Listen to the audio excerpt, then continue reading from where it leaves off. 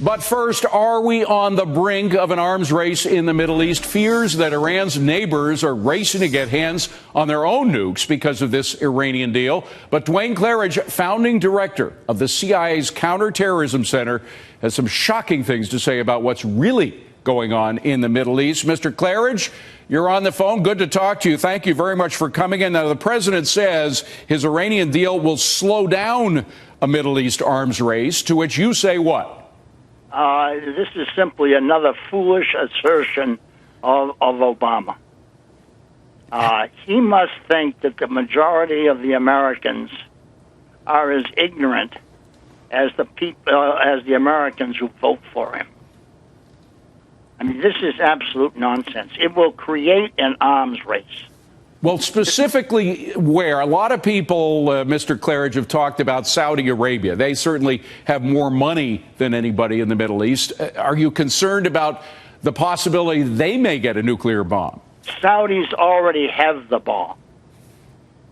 But people fail to remember. Hold on a second, Mr. Claridge. Let me just emphasize that point, because that's an important point. You say Saudi Arabia already has a nuclear bomb? Or several. From where did they get it? They don't have a nuclear program, do they? Well, people forget that it was the Saudis who financed the Pakistani bomb. They put billions of dollars into that effort to create that nuclear capability. And in return, of course, they got something. Now, people can argue whether it was dibs on 4 nuclear devices or 7. That's the argument.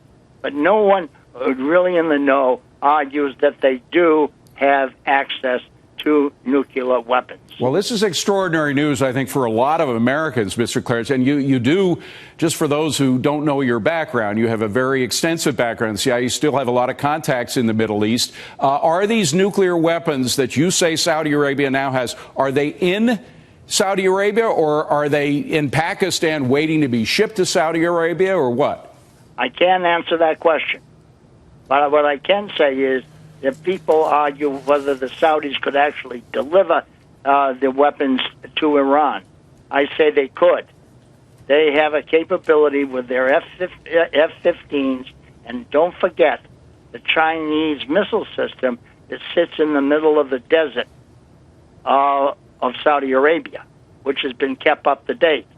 But to really do some damage to Saudi Arabia, the F-15s could easily destroy the oil facilities of Arabistan, Bandar Abbas, and finish that all off. Final question, Mr. Claridge. We're short on time, but is it conceivable that the Saudis may use these nuclear weapons, if they have them, to take out these positions in Iran before the Iranians get a bomb?